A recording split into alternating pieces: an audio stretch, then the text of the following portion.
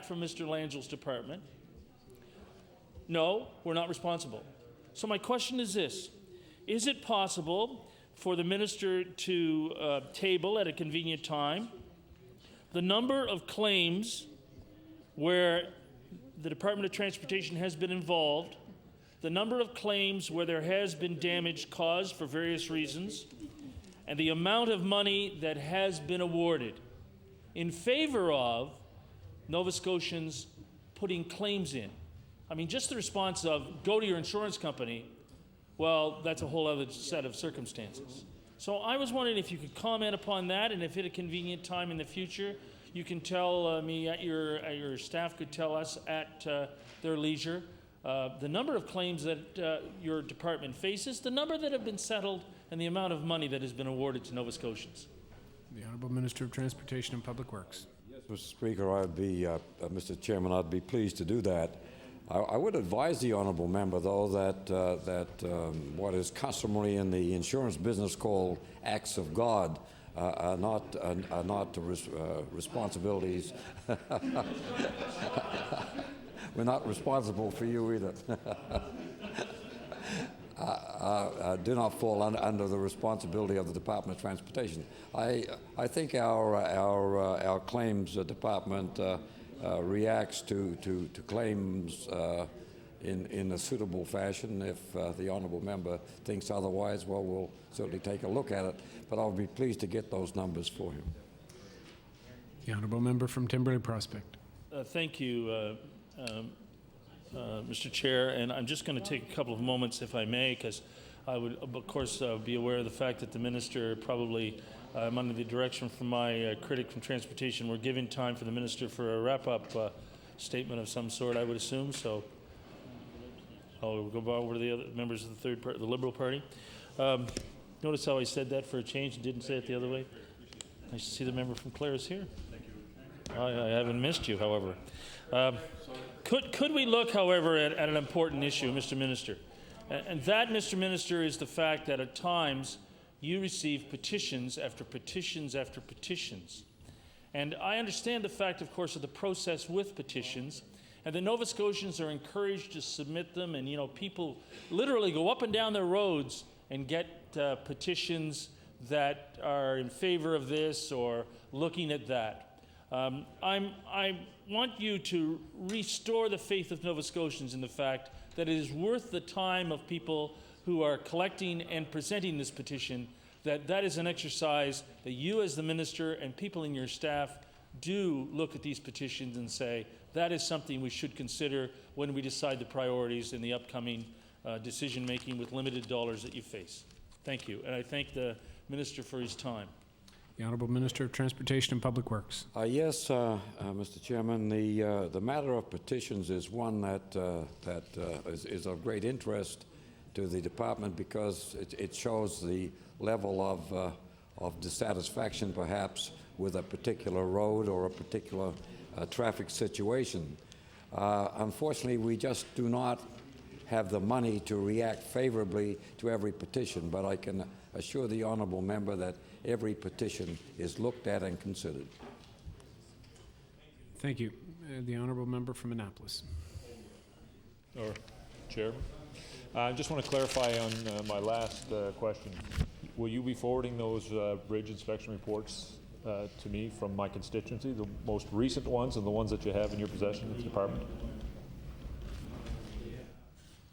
The Honourable Minister of Transportation and Public Works. Yes, Mr. Chairman. As I said before, though, I think we'll send you the most recent ones on a bridge, but the number of reports would be astronomical from the point of view that we probably from day one we keep records on every bridge. So, but certainly the latest. The Honourable Member from Annapolis.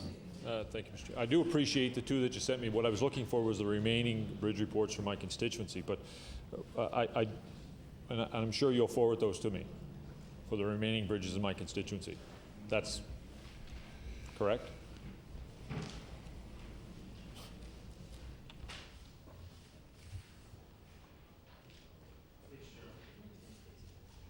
Mr. Minister, I appreciate it.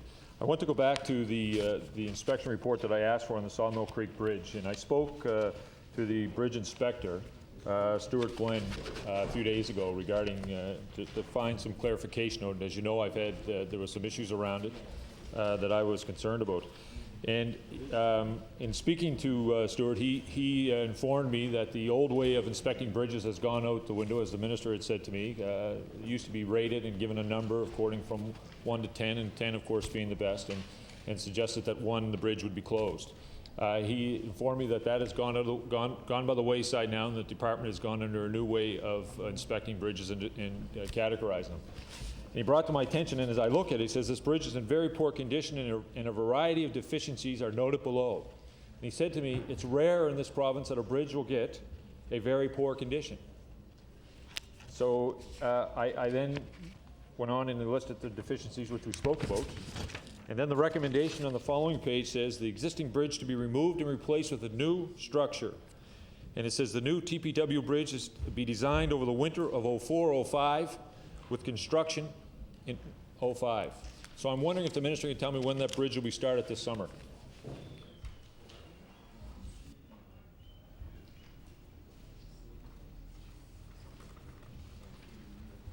The Honourable Minister of Transportation and Public Works.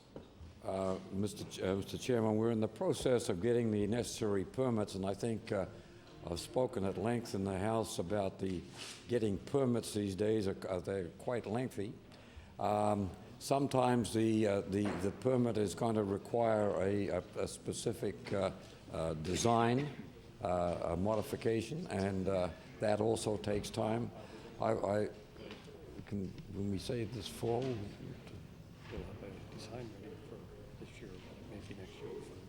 yeah, the design should be finished this year, and certainly the replacement will be next year. The Honourable Member from Annapolis. Thank you, Mr. Chair. In the letter that I received from you, signed by you, it gave that description, basically saying that the permits were required in order for that bridge to be replaced, and it said it would be done the following year. But in June of 04, the department applied for an environmental permit, which was issued in 04. It was amended in November 5th, 04. And and I can give you the number, it's 2004-039-268. And the amended number is the exact same, except at the end it's got A01. And the amended permit is good from June 1st till September 20th, 05. Now, if the department is not doing anything to that bridge, and it's not to be replaced for a year from now, and the environmental permits, which take so long to get, have already been issued last year and are amended again this year, what's the holdup? The Honourable Minister of Transportation and Public Works. Well, besides the environmental permits, I think as the honourable member is aware, we must get fisheries and oceans, and we must get navigable waters as well. And all these things take time. And Mr. Chairman, if everything falls in place and the design is completed, if it's this year, we'll go to tender this year. But at the present time, I'm advised that probably won't take place until next year. The Honourable Member from Annapolis. I understand when the minister's come. The issue that I have to my constituencies, for example, is I have an employee of yours who does a report that describes the bridge as being in very poor condition, which is a rare description of any of the bridges we have, being told that bridge needs immediate work to be replaced. I have constituents calling who are surrounding that bridge saying, listen, what's happening?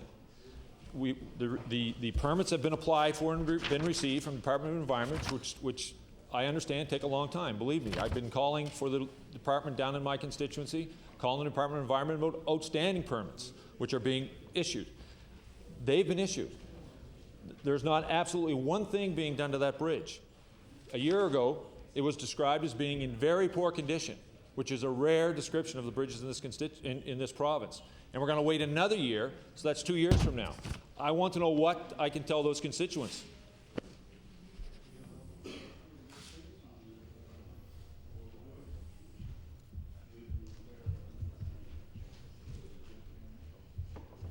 The Honourable Minister of Transportation and Public Works.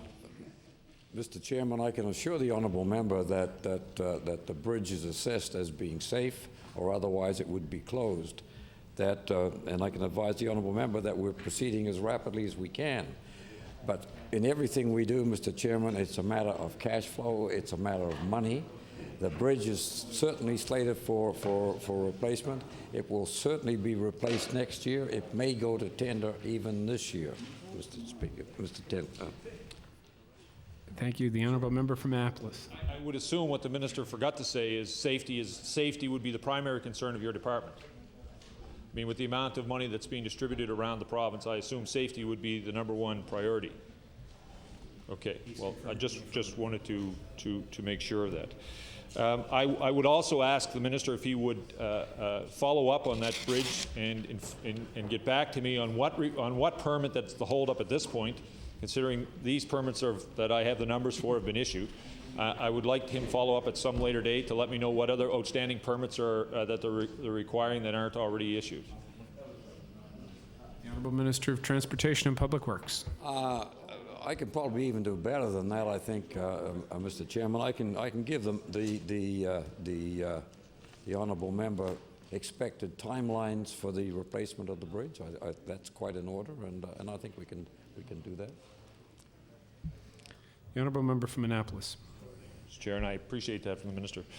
Brookside Drive is a road that actually begins in Kings County, goes through the county line into Annapolis County. It's one that my constituents, a number of them who come out of my county, have to go into Kings, back in on Brookside Drive. It's a road that was sand sealed a number of years ago. It's under disrepair on a constant basis. We're in there trying to attempt to do patchwork on it all. I want to know where the department has been, or what their stance is on sand sealing of some of these secondary roads and subdivision roads that were done years ago and have been left out.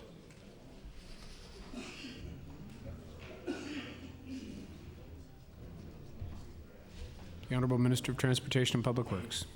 Yes, Mr. Chairman. The honourable member raised an interesting point. The sand seal roads are something that I'm personally interested in, primarily because I can't have them in my riding. Sand seal only works in certain ridings, and when you do have a soil base that accepts sand seal, you can end up with a very, very good, effective road surface at a very small cost. So I can appreciate where the honourable member is coming from. I'll have to take that question under advisement, and I'll let him know. As I say, Annapolis, in fact, anywhere, I think just about in Kings County, sand seal works pretty well. Pretty well in sandy soils. Yes, and there's some areas down on the South Shore where it works quite well as well.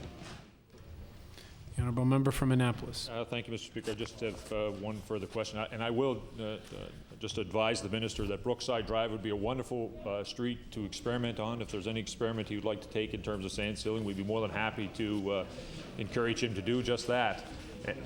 You know, it's a beautiful sand base, and it's a beautiful sand base and constituents. The other question that I have is around in the Department of Transportation in Middleton.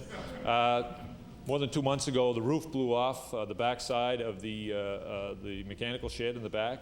Gone out and got plastic, and we've put plastic on the roof, and now we've secured the plastic on the roof, and it looks just great as we drive by to see the Department of Transportation roof covered in plastic with no shingles.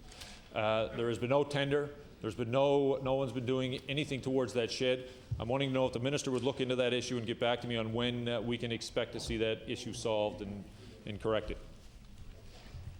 I can assure the honourable member, Madam Chair, I'll certainly do that. I wasn't aware of it, and now I'm interested as to why we've got a shed that's lost its shingles and is covered in plastics. So I'll do that. The honourable member from Clare.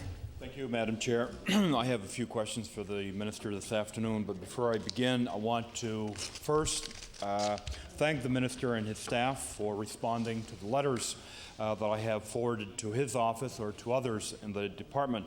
I also want to acknowledge the staff from the Sonyville and from the Yarmouth office. They're always very professional, very helpful.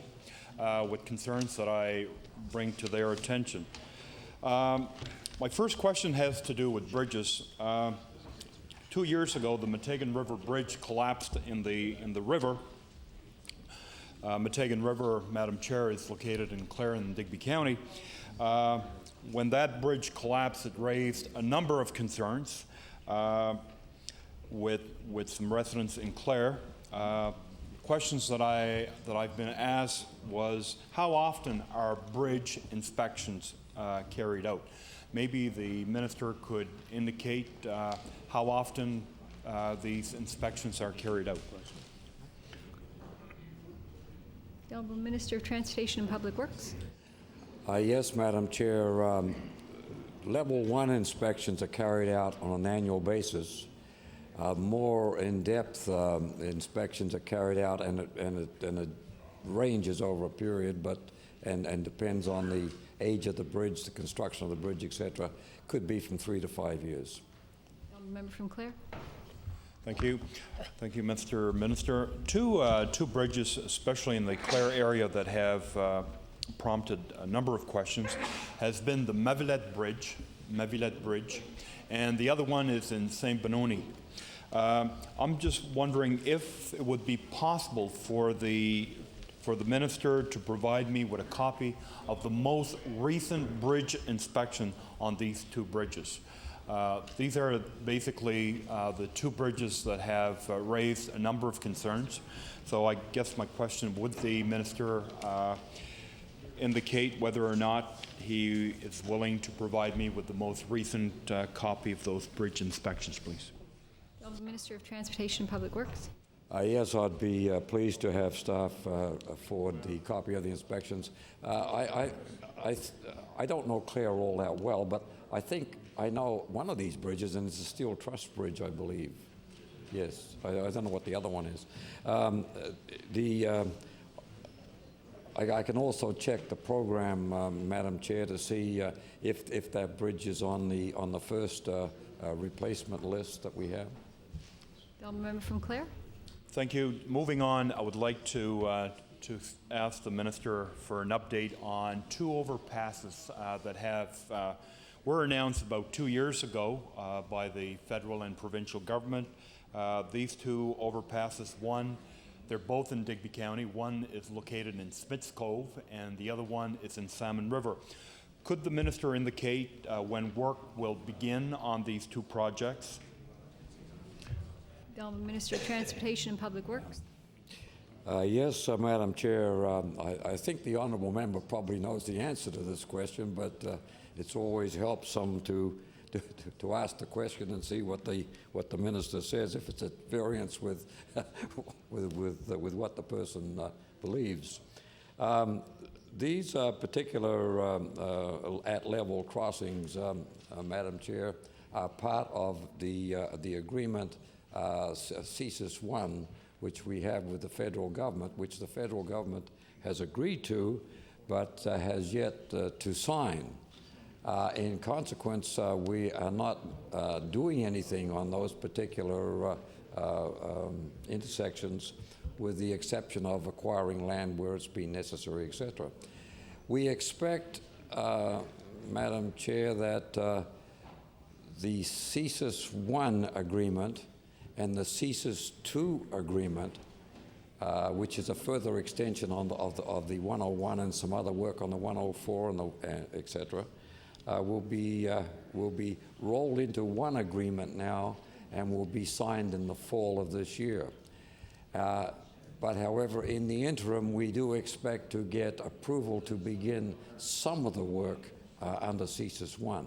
Now, if I've confused the honourable member entirely with that rambling description of where we're at, I can assure him that I'm also a little confused, because that agreement has been around, as the honourable member is well aware, for at least 2 years now. I would guess it was January, I think, 2003 that the agreement was first reached. But however, we have been unable to sign it due to various impediments along the way. I think, however, now well, in fact, I have been advised now that Treasury Board will not be meeting after the meeting in the 1st of June, and CSIS 1 is not on the table for that particular meeting of Treasury Board, that's federal government, so that therefore the CSIS 1 will not be signed until the fall. And I'm sort of advised that what they'll do is roll CSIS 1 and CSIS 2 together, and we'll have two agreements to work on. Member from Clare. Madam Chair, it wasn't a trick question. I'm aware, as the Minister indicated, that the Department is in the process of acquiring land and has been for the past year. As I understood, the questions that have been brought to my attention was, of course, the expectations last summer the work was going to begin. Unfortunately, last summer there was no work except just clearing some land. And again, heading into this summer, and especially this working season, the same questions have arose again. So I'm glad that the Minister indicated that the waiting game is still on. I hope that those agreements will be signed and the work will begin. As the Minister is aware, those two communities, especially Smiths Cove and Salmon River, those residents that have gone through those intersections for many years are certainly welcoming those new overpasses, hopefully to be built soon. The last series of questions deals with the Minister's capital funding for our roads. My first question: does the department have an allocation for capital funding per county, per riding, per region? How this capital funding is spent on our roads? So, could the Minister indicate how this capital funding is divided up? The Honourable Minister of Transportation and Public Works.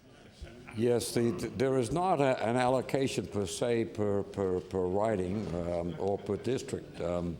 With the TCA capital, with regard to RIM, there is an allocation made to each of the districts, and it's based on the number of kilometers of roads and the amount of traffic in those particular districts. With the capital program itself, Madam Chair, it's based on the districts forwarding in their priority lists, and the department analyzing the priorities and the evidence of traffic volume and the state of the road generally before making a decision to allocate capital funding for that particular project. So there isn't per se a set amount that goes out to each district for capital. The Honourable Member from Clare. Thank you, Madam Chair. I'm trying to get a little more information on this priority list. Who decides what road gets on the priority list? You know, the staff try to, do they or does the department try to spread that funding equally throughout the region or the district? Or, you know, I'm trying to get some answers, because I've been asked, Madam Chair, you know, how come one area gets more funding than another? And when you look at information that has been tabled here in the House previously, of course, there's areas that receive more funding than others. My question to the Minister: is the department planning to do any repaving or any paving in Clare this coming year? The Honourable Minister of Transportation and Public Works. Madam Chair, the capital program funding hasn't all been allocated as yet by any means. I think we're at about 50%, are we not? We're at about 50% only. And I'm sure the honourable member is aware of the situation in Ottawa, which may also change later this week. That also has an effect on the $30 million which we have additional for capital for the Department of Transportation in fiscal 2005-2006. I'm quite confident, Madam Chair, that that money will be forthcoming. But however, there are many twists and turns to the process that they have in Ottawa before money actually flows out to the provinces to spend.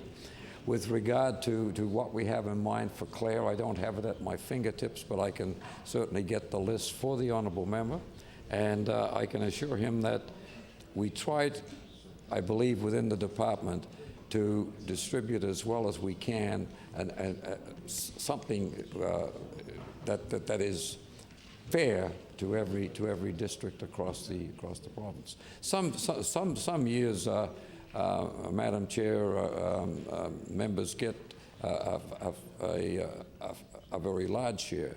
I noticed the honourable member for Hants East looking at me from across the way with a smile on his face. I know that in 2003, 2004, there was $10 million spent in that honourable member's riding, which is a colossal amount of money. And I know that. I know that because I'm his neighbour. I'm the Minister of Transportation, and I believe there was about $3 million spent in my riding that year. So it varies from year to year, and I don't think you can just take a moment in time and say it's unfair. You have to look at the whole picture over a number of seasons. Member from Clare. Thank you, Madam Chair. Some of my colleagues on this side are hopeful that their turn may come up. My final question to the Minister, the Minister has tabled the tender list for 2003 for awards and calls. I'm just wondering if the Minister is willing to table the list for 2004 on the tenders that were called in the last year. So would the Minister undertake to table that information once that information becomes available? And with that, Madam Chair, my colleague... The Honourable Minister of Transportation and Public Works.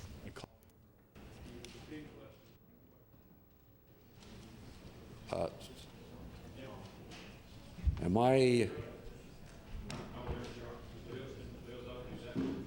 Honourable Minister of Transportation and Public Works. No. The Honourable Member from Clare. Pardon, Madam Chair. I was asking the Minister if he would table the list of tenders that were awarded in the year of 2004. That information was provided for the previous year, 2003. Would the Minister undertake to provide the House with a copy of the tender list for the past year? The Honourable Minister of Transportation and Public Works. Quick answer, certainly. And I didn't think they were ready, but I've been assured that they are ready for tabling now. Go ahead. The Honourable Member from Kings West. Thank you, Madam Chair. I was going to start off with the West Black Rock Road, but my colleague from Pictou got a little bit ahead of me there, so I guess we have an update on that area. I just really wanted to bring to the Minister, I'm sure, 3 areas that he's probably heard some talk about, but 3 that have probably brought the most questions to my office. One of them is the Aylesford Road, which is between Trunk 10 and Trunk 12, and it's a road that certainly hasn't received much attention for about 25 years, and evoked a strong community meeting this year. And many things were pointed out, of course, about the condition of that road, and in fact, most geared around safety, and certainly as well the cost impact of the users of that section of the road. At one time, it was used extensively by Michelin as one of the roads that they would take their product from the Bridgewater plant to the Waterville plant. But that road now is no longer in a condition that will allow those tractor trailers to go through there. It is a road used extensively by logging trucks, the movement of Christmas trees in the fall of the year, and of course an area that has grown substantially in population over the last 5 to 10 years as people now live year-round around the lakes. We know that there's been an announcement on the North River Road, which again is an important section adjoining the Aylesford Road as an area that can shorten the distance to get to Kentville, and especially to hospital services and so on in that area. So it's also an area that has a helicopter pad in the Lake Paul area. And residents, have pointed out on occasion that the biggest problem was getting the ambulance over the road to the helicopter site, especially during winter months and, of course, spring months when it's at its worst. This year, in fact, signs were erected showing just how bad things were, and it basically pointed out rough section next 30 kilometers. So the entire road is certainly in need of an upgrade, and I was wondering if the minister could comment upon hopeful plans for that section of road, which I know can also reduce the impact on routes 10 and 12 if the Aylesford Road were actually in a much better state. The Honourable Minister of Transportation and Public Works. Yes, Madam Chair, I know the Aylesford Road quite well. When I was at Greenwood, I used to use it a lot. What I can do, Madam Chair, is on both the Aylesford Road and the North River Road, I can get a status report prepared and forwarded to the honourable member. I know those two roads do rank high on the priority list. I can't guarantee that they will be done this year, but I'll have a status report and find out where they stand, and I would imagine that that something can be done, if not under the capital program, perhaps under RIM. The Aylesford Road, if I remember correctly, is now quite a low volume road, and that sometimes is a negative remark about getting a road high on the priority list. But I'll certainly get the information for the honourable member. The Honourable Member from Kings West. Just to actually point out a little bit to the contrary, Mr. Minister, I entered a petition here, and the residents didn't go too far afield to get names for that petition. It had 670 names on it. Now, of course, around the East Dalhousie and the lake system, population has grown with year-round residents. It's also an important area that's used year-round at Hardwood Lake by the Girl Guides of the province, and certainly the Lake Paul area, Lake Paul itself, plus Owl Lake, Aylesford Lake, Lake George, and that area has now seen a considerable increase in the number of year-round residents. In fact, it's interesting, Mr. Minister, that you would probably, if you were to go out there now, and I think attending, I know the Lake Paul meeting, which had 50 to 60 people at it, there were a number of ex-military people who have moved out into that area. They started off with a cottage. Now that they're retired, they have winterized these places, and of course they have beautiful homesteads around the lake. So it is an area that certainly the residents are hoping to get some attention to their section of road. I think it's my understanding that, Madam Chair, perhaps I'm actually closing debate because I think our time is up, and I thank the Minister for his one response. The Honourable Minister of Transportation and Public Works. No? Sorry. I'm getting mixed signals. Leader. However, Madam Chair, I will press ahead. I'd like to thank my colleagues in the House, Madam Chair, for the examination of my estimates, and for those that I promised to get information, you will have it in the next few days. And I would like to thank my staff, in particular the two gentlemen with me here. Who the one on my right is a gentleman who will not be here next year, and And Martin, I'm sure every member of the legislature is going to wish you well.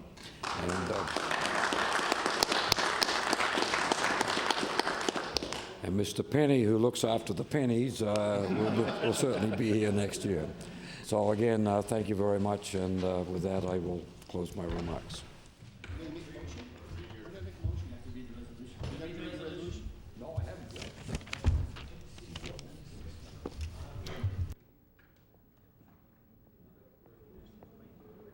Recognize the Honourable Government House Leader. Just call the resolution numbers and the amount, or I'll do it if you wish. Resolution number 32. Resolve that a sum not exceeding $263,954,000 be granted to the Lieutenant Governor to defray expenses in respect to the Department of Transportation and Public Works. And I so move, Madam Chair. Shall the resolution stand? Resolution stands.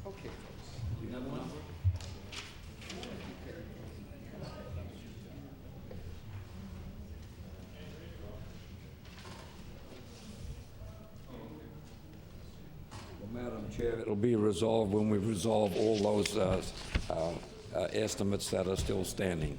Thank you. Thank you.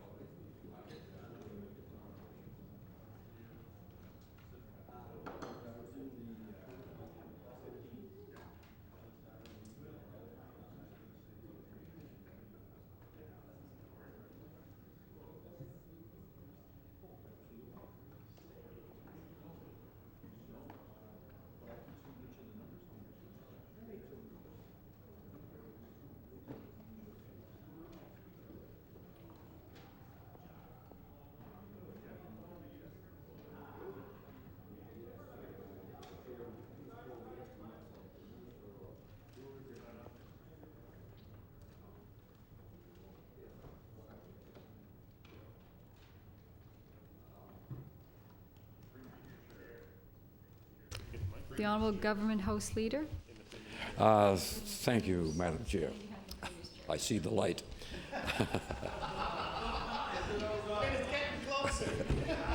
Would you please call the estimates of the Minister of Tourism and Culture? Certainly, we'll call forward the estimates for the Minister of Tourism and Culture. Thank you very much. Thank you very much, Madam Chair. And before beginning my remarks, I'll have different folks with me here today, Madam Chair. I'll start off with the folks who are with me now. Kellyanne Dean, Deputy Minister of Tourism, as well as Joyce McDonald, Director of Financial Services Tourism. And I have others as well with regards to health promotion and immigration, and as they come down to the floor, I will introduce them at the appropriate time. Madam Chair, the programs and services of the Department of Tourism, Culture and Heritage touch the lives of Nova Scotians from one end of our province to the other, either directly or indirectly. And the Department's service is shaped by the recognition, Madam Chair, that we certainly focus on the rich heritage that we have, the beautiful landscape which we have, the diversity of cultures, and indeed what we can offer to that diversity of life that we so much cherish here in our province. And these are key elements promoted by our Nova Scotia brand as well, Madam Chair, come to life. The Department takes the key attributes of the Nova Scotia brand, in particular the coastal, accessible, safe, genuine, dependable, creative, and innovation, and distills them into focused activities to stimulate economic growth and export development. Economic growth, stewardship, governance, and accountability are the three main outcomes of the Department's 2005-2006 business plan. The Department's economic efforts will focus on improving Nova Scotia's competitive position in the tourism, culture, and heritage sectors. And we will continue, Madam Chair, our stewardship role by preserving and sustaining and promoting our unique natural and cultural heritage to a diverse audience of all ages. To ensure financial responsibility, accountability, and good internal management, we will adhere to informed decision-making while also ensuring effective third-party governance and accountability. Madam Chair, the base budget for the department this fiscal year is $42,383,000. This is an increase of 3% over the previous year. Madam Chair, I'll focus on each of those respective areas. In tourism, Madam Chair, Nova Scotia continues to compete globally for market share and recognize the need to offer new, exciting tourism experience to our visitors. And at the same time, we are competitors with many jurisdictions. We also partner with many jurisdictions, be it our Atlantic Canada partners or even, Madam Chair, across the country, across the globe. Specific efforts in 2005-2006 include aggressive marketing in important markets like Ontario, Atlantic Canada, in Quebec, in Europe, and of course the United States as well. Improving some of our best-known tourism products, be it the Cabot Trail, Madam Chair, or Peggy's Cove, which I might add, we were very pleased to see an investment earlier this weekend.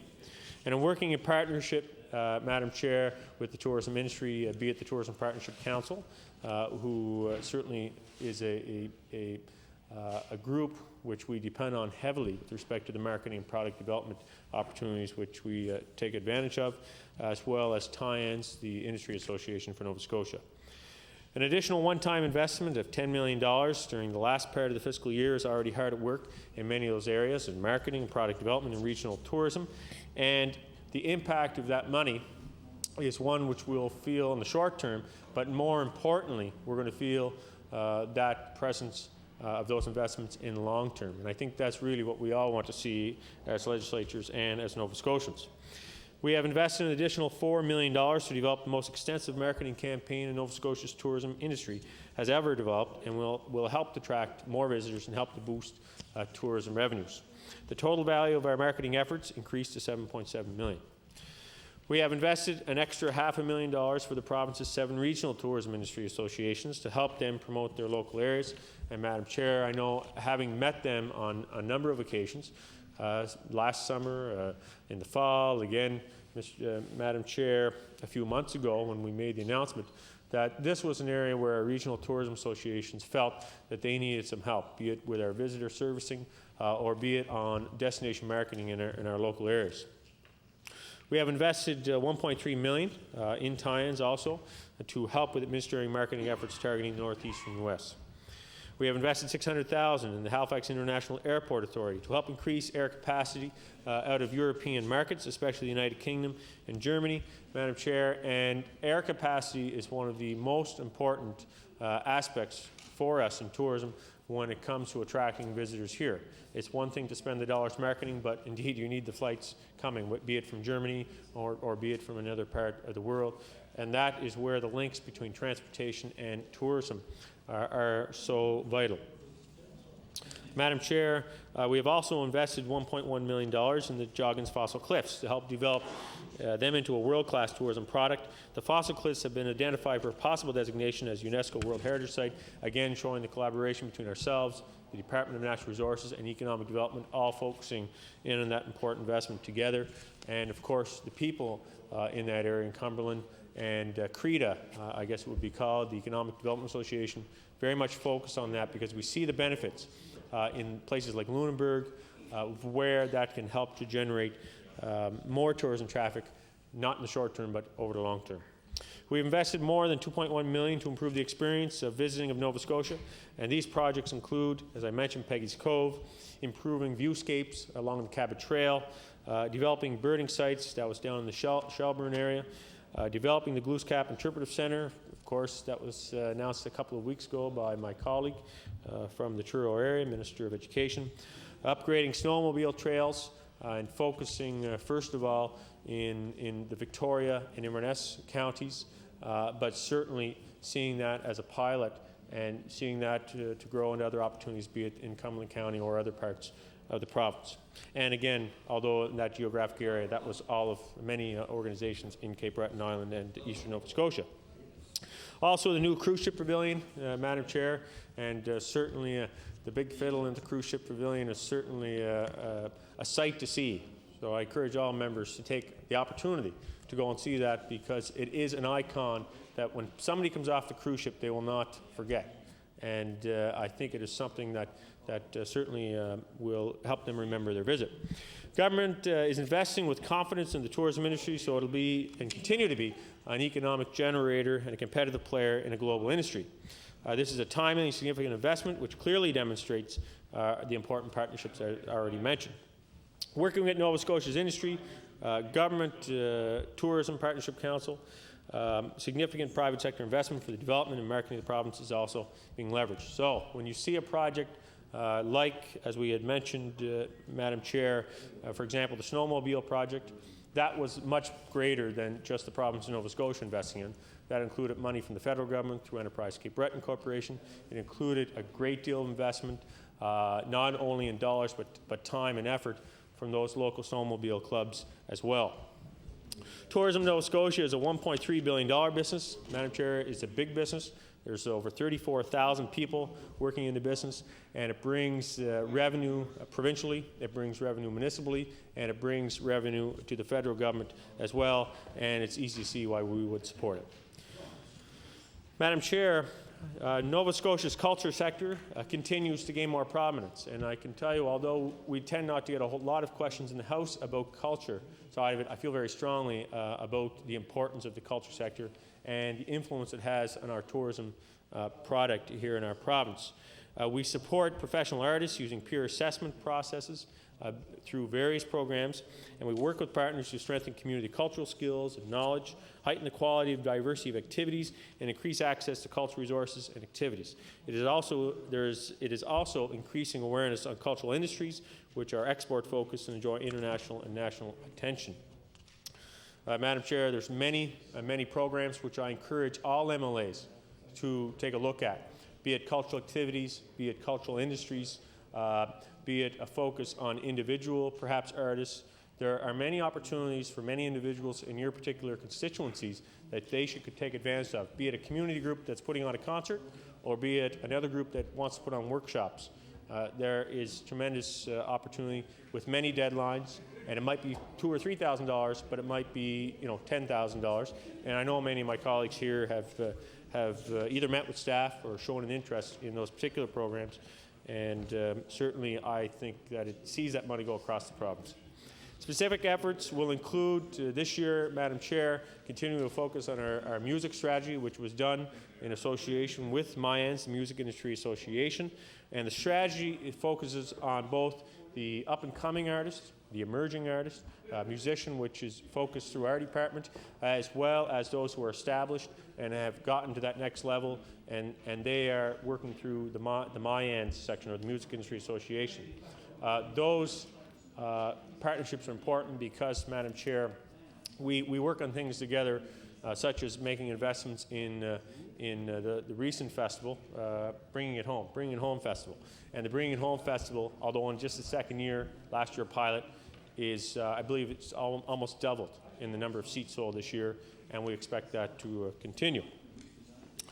Madam Chair, in partnership with communities, the Department will invest $5.6 million in cultural activities and organizations in order to increase opportunities that Nova Scotians have to share cultural resources and experience of cultural life, be it for book publishers or Gaelic initiatives as well, be it that this is Gaelic Awareness Month, as I'm sure we all were aware of that in the legislature.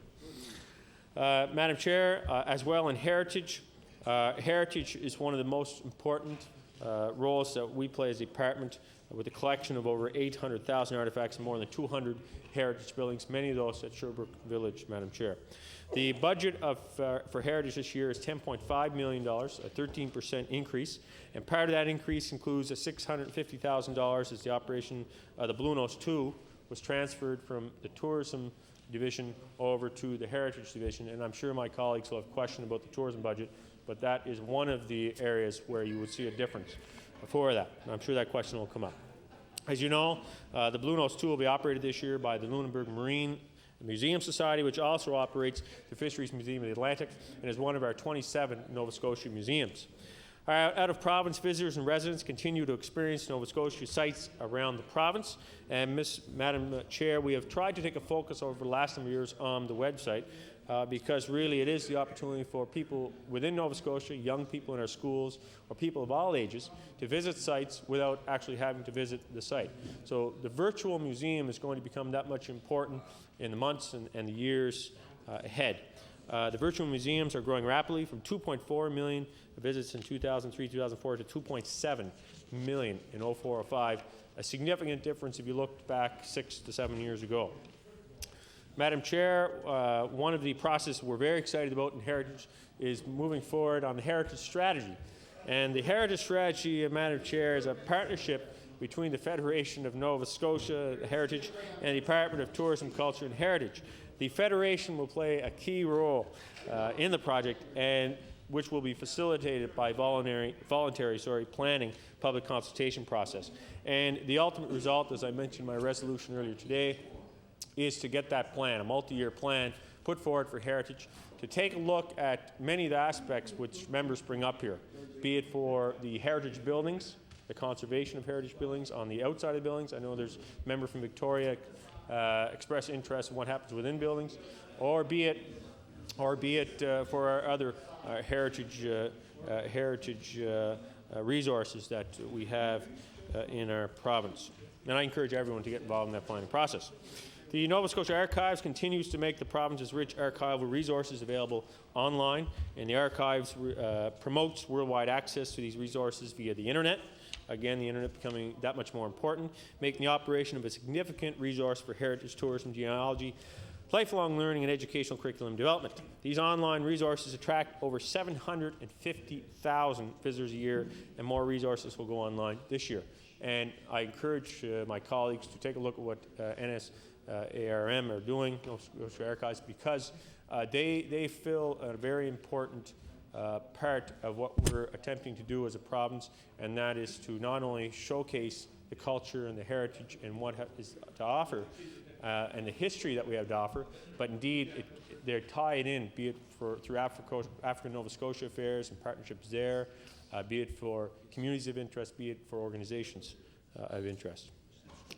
Madam Chair, the department is very fortunate to have a very professional and very motivated staff, and I appreciate their hard work and enthusiasm because they care deeply about the work that they do, and they have to, because they are the ones out promoting Nova Scotia. And a good example was that at the Travel, Trade and Leisure Show a few weeks ago, if we had the opportunity on Live at 5, I believe it was, that they had the segment, Liz Rigney, 7 to 8 minutes, and I'll send a copy over to my critics because it gives an idea of what is happening and what we are doing. Madam Chair, I'll also be speaking, of course, to health promotion, and I'll try to watch how long I go on my comments because I know that my colleagues have questions. But, Madam Chair, I feel it's important to get these aspects on the record. Madam Chair, health promotion really is focused on improving the health of Nova Scotians. And we were created a couple of years ago through the Premier, and Madam Chair, it's focused on approaches to prevention which will contribute best to the health and wellness for Nova Scotians in the future. Now, the Minister of Health often says it's my job to put him out of a job, and there's been a lot of discussion on the cost of health in this House lately, and certainly I think no better investment can be made than in health promotion and in the long-term health and well-being of our citizens.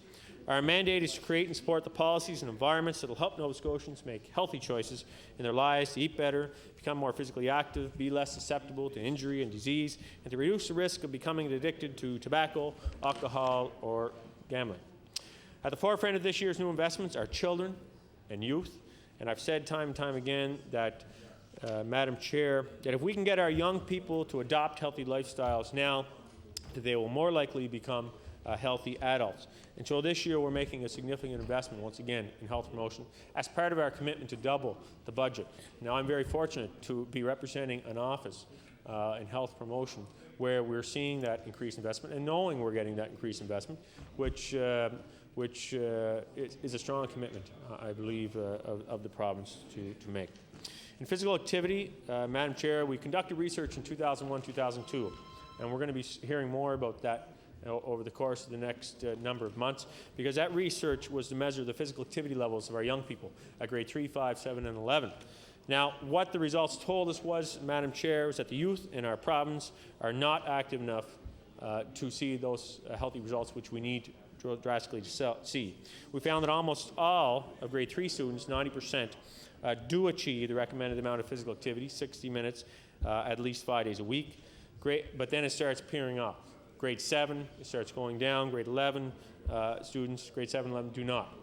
In fact, by the time students reach grade 11 and 12, grade 11, only 12% of boys and 7% of girls are active enough to achieve health benefits. 7%. Madam Chair, it is unacceptable, and the only way we're going to get at it is a focus in our schools, is a focus in our homes, and is a focus in our workplaces. Based on those results, we launched what was called the Active Kids, Healthy Kids strategy in October 2002. It's a provincial physical activity strategy for children, youth, and our families. And with new funding this year, we're going to repeat those results and that research to see what progress we're making or to see what progress we're not making, depending on the particular area. And that collection of data is going to help us when we move forward in our plans for healthy eating, for physical activity, to give us a more complete picture, because like anything in government, we need to do the appropriate research, we need to have the appropriate statistical information to make sure the money we're investing is going to good use. This year we've invested $1 million to help families with the cost of registering their kids in sports and physical recreation, everything from dance, Mr. Chairman, Mr. Chairman, welcome to the chair, which I can tell you I'm a big fan of, and all kinds of dance, and also to soccer. And I know you're a big fan of dance too, Mr. Chairman, and music as well. Parents or guardians can claim up as well to $150 on their tax, and I think that was a good step forward. Perhaps, Mr. Chairman, a step which I think we need to be more aggressive on in the years ahead. But nevertheless, a good start and a commitment that we didn't make. As my colleague, the Finance Minister, said, it is admittedly a first step, but the most important thing is that we have gotten the mechanism in place to recognize what Nova Scotians do and encourage them to become more active. Another initiative, Mr. Chairman, is the investment of physical activity grants. Over $500,000 was invested across Nova Scotia, everywhere from northern Cape Breton to down in Yarmouth and to all points in between. And certainly there's many examples of organizations who took the opportunity to start new programs, to get people of all ages active, and that is what that investment is all about. Madam Chair, we're increasing the capacity in communities in another way as well. Thanks to a bilateral government, excuse me, Madam Chair, I might ask the page for a water too, if I'm not sure if that's a... Oh, Mr. Chair. Yes, I did notice that. All right, yes. That's what happens. I need glasses now, yeah. Yes, lots of carrots, good healthy food, and I wouldn't have that problem with eyesight. Thanks to a bilateral agreement, Mr. Chairman, with Sport Canada and the federal government, as well as, can I see that? As well as, thank you, Mr. Chairman. $1.1 million bilateral we have signed with Sport Nova Scotia as well as part of the mix education. My colleague from the Department of Education very much involved in this bilateral as well, to hire sport animators, $1.1 million, to get those out across the province, and that'll be happening over the summer. We have our provincial coordinator in place. These sport animators will be there to bridge that gap between communities and schools, because there is a gap there we need to address. Mr. Chairman, according to our own research, 20% of youth in grades 3 and 7 are overweight. And again, that is a problem. And we decided to focus on initial work on healthy eating in a school setting, and we're working with many partners to see that put forward.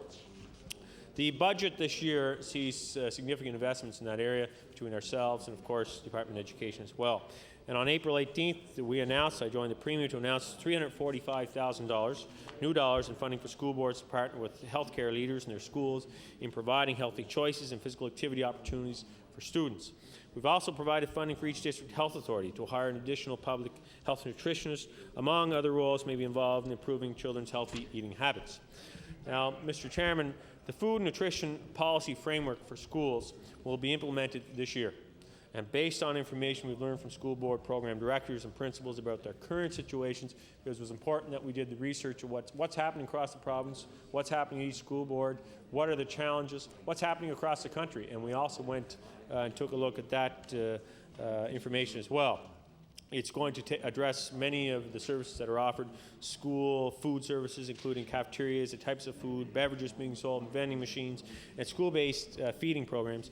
And we will support schools in implementing change, Mr. Chairman, be it through the breakfast programs or be it through other incentives to see them start eating healthier. And I think we can all do that as legislatures, Mr. Chair, and showing Nova Scotians. And I know there's many examples in here.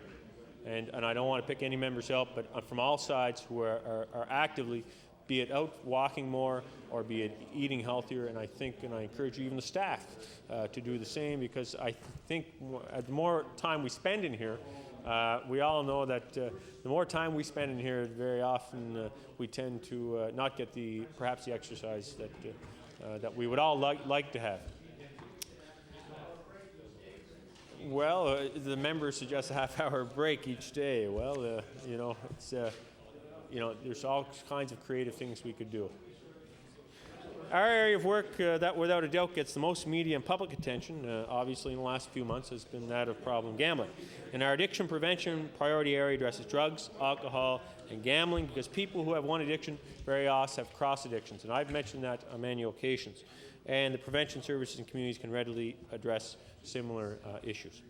Mr. Chair, across government and across this province, everyone's goal is to reduce the prevalence of problem gambling. Prevention is the best way to limit the number of problem gamblers in the future, and prevention does not only mean education and awareness, it means anything that averts a problem, including the changes that we are making to VLTs. And I certainly commend the Minister of Finance, who is responsible for the Gaming Corporation, for the partnership in the gaming strategy that we have moved forward on. Treatment is the only way to help those who are already affected with problem gambling and who have an addiction, Mr. Chairman, but certainly those at risk are very important as we target the measures to be put in place. We've introduced a gaming strategy which includes 7 areas that are our responsibility to address. Perhaps most significant for us at Health Promotion is an additional $3 million for prevention and treatment. And this is on top of the existing resources that support 38 treatment locations, the more than 360 staff in the districts, and the 5 full-time gaming specialists, and the toll-free 24-hour problem gambling helpline. And Mr. Chairman, the problem gambling helpline is not just a 1-800 number that you call and talk to anyone. You're talking to specialists, trained specialists, and who certainly have the training necessary to deal with the issues that they do have to deal with, very serious issues on a day-to-day basis. Because of this new strategy, Mr. Chair, we will be second in Canada in the amount of money allocated per capita for prevention and treatment of problem gambling for all ages. And I can tell you I've heard some very good comments from across the country, and if I have an opportunity during questions today, I'll perhaps relate to a couple of those if I can find them offhand. And we're very pleased with what's been happening. In tobacco control, Mr. Chairman, is the most established among our priority areas, 6 priority areas, and I believe we're seeing some success. Our tobacco control strategy, launched in October 2001, is tackling tobacco use from every angle. And I certainly commend the work of my colleague, the now Minister of Education, when he was Minister of Health, in releasing that. A few months after he released that in 2001, I guess it was in December 2002, just before the Smoke-Free Places Act came on, I had the pleasure of beginning that process, and certainly I think it was because of the work of my colleague that strategy is being so successful, seeing a drop from 30% of Nova Scotians having the addiction of tobacco and they're smoking to 22%, and it continues to drop, and that is because of a very focused and a very diverse in the nature of the strategy, in the way it has targeted, be it social marketing, be it the public policy, be it education awareness. And we continue to partner, be with education on our classrooms. We released that at in Truro, the Minister of Education, remember the school at CEC, which I know the member from Truro is certainly very familiar with. As well, working with the leadership that we've seen through District Health Authority number 7, number 8, to implement the smoking program targeted at our homes as well on the issue of secondhand smoke. Injury prevention, Mr. Chairman, is some of our areas of work receive so much attention: physical activity, problem gambling, healthy eating. But there are major health issues that receive perhaps not as much attention as we'd like to see, and injury prevention is one of them. And if you'll notice in the paper on the weekend, you'll see a little section on that, and you'll see a huge one-page, which was as a result of an investment by Health Promotion. Justice was involved, and the Minister of Transportation as well. And that very much is geared towards this very issue of injury prevention, and it is an effort that we're going to be taking more opportunity to work with groups like Community Links, which I know the member from Dartmouth South Portland Valley is very familiar with, and because she was involved in that organization before.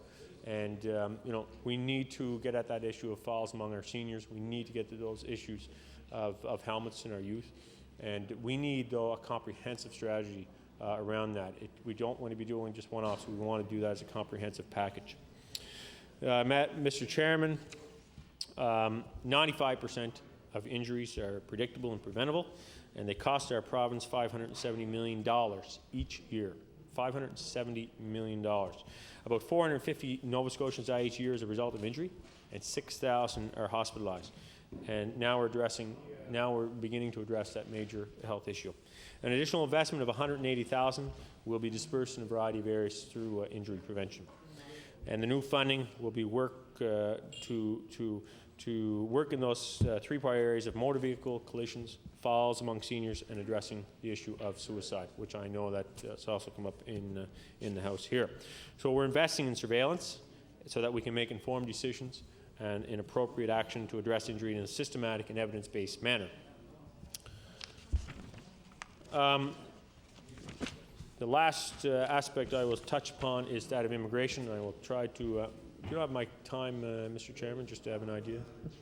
The minister has till 4:37, so you have about 30 minutes to go. I'll try to keep this to about 10 minutes or less if I can. You have 30 minutes remaining. Mr. Chairman, I'm proud to be the first minister, Nova Scotian minister, to bring forward an immigration budget for debate.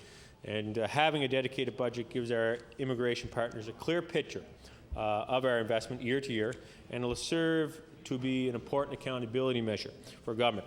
As well, our budget will support our efforts to reach our goals outlined in our multi-year immigration strategy released by the Premier earlier this year. We want to double the number of immigrants coming into our province, and we want those who come to our province to feel welcome, to feel at home, to feel that they are part of the community, because, Mr. Chairman, it is obvious that not only do immigrants coming to Nova Scotia have a great deal to learn about Nova Scotia, but we have a great deal as Nova Scotians to learn about new Nova Scotians which are coming here. Our goal is for that at least 70% of our new immigrants who move here to stay here. And that number right now of retention is only 40%. And it's a number which we have to significantly increase.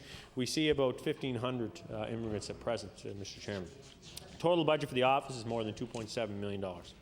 Almost $1.4 million of this total will directly support immigrants with grants to settlement associations and others who provide services for immigrants, and this is more than double what was provided through grants last year. That's groups such as MISA, the Metropolitan Immigrant Settlement Association, and if you haven't had the opportunity, I encourage my colleagues to see the valuable work they're doing, be it an ESL training or French as a second language training, or the services that they are providing for settlement services are vital. Our long-term success in building a more diverse province will come from supporting our immigrant children as well. And that's why our grant funding includes, for the first time, $250,000 dedicated for language training in schools.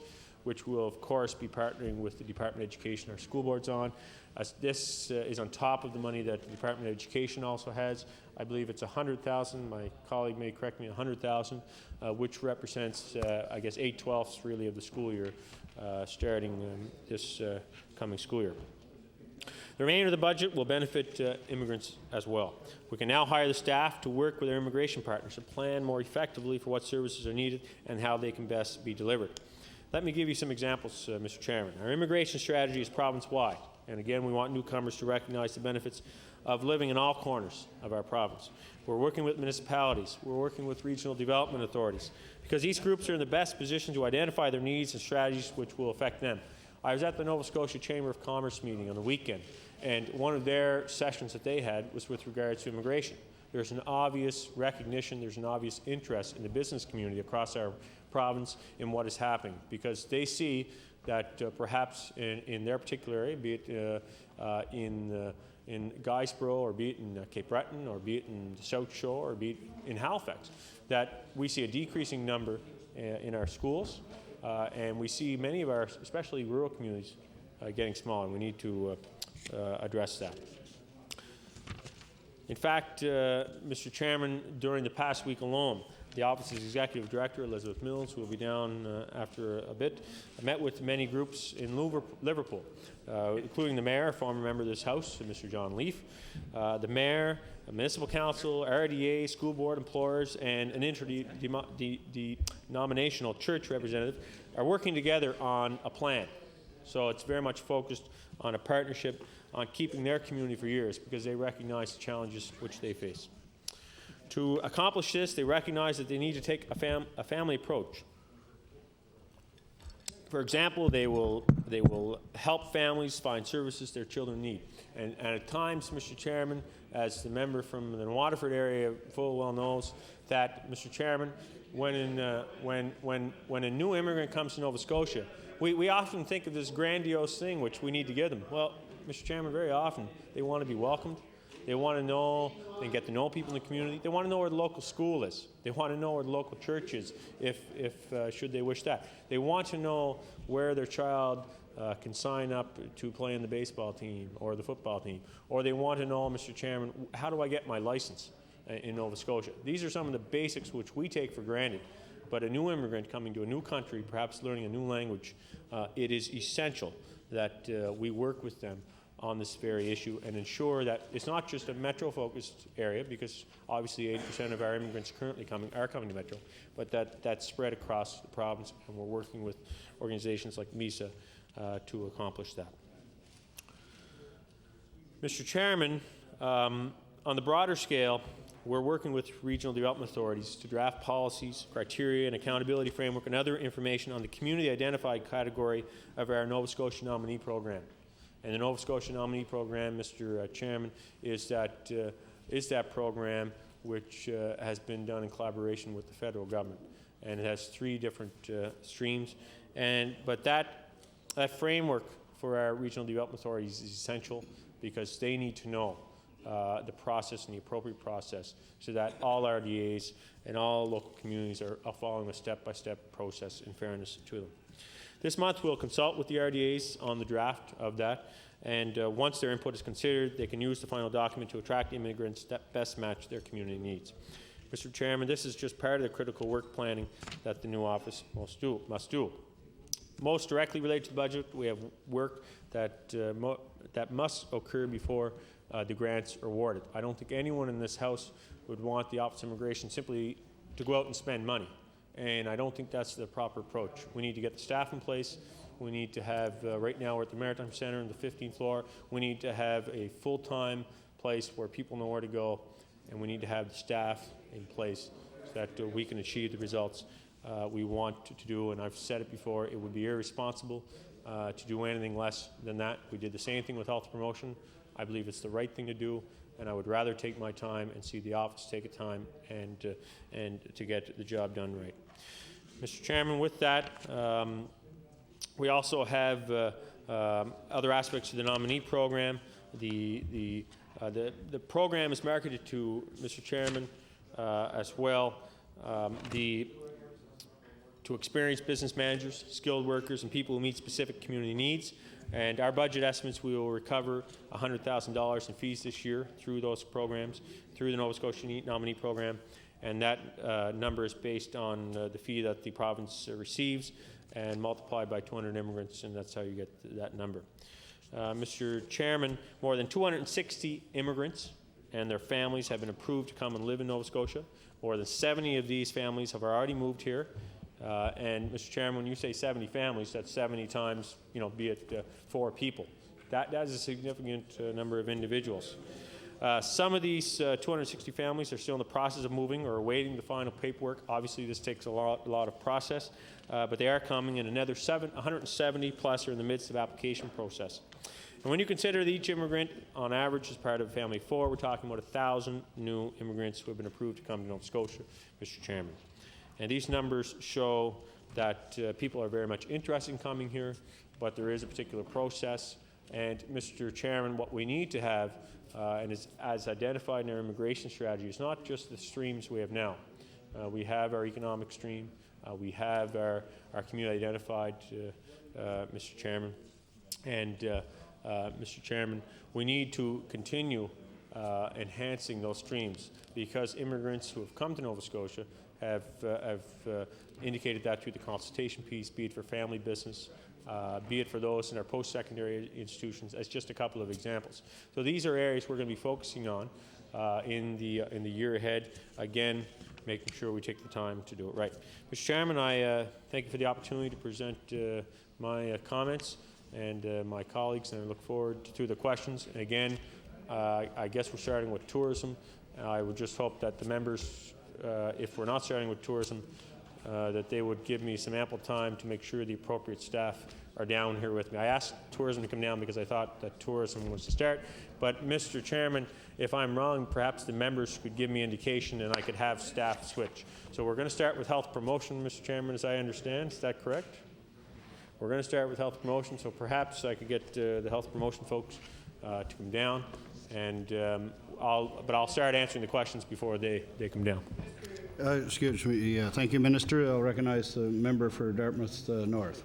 Thank you, Mr. Chairman. And in fairness to the minister, it may not be required that his staff, with respect to health promotions and addictions, come down, simply because the minister's portfolio is quite expansive. And as a result of that, there are a number of us who carry credit portfolios that fall into the minister's domain.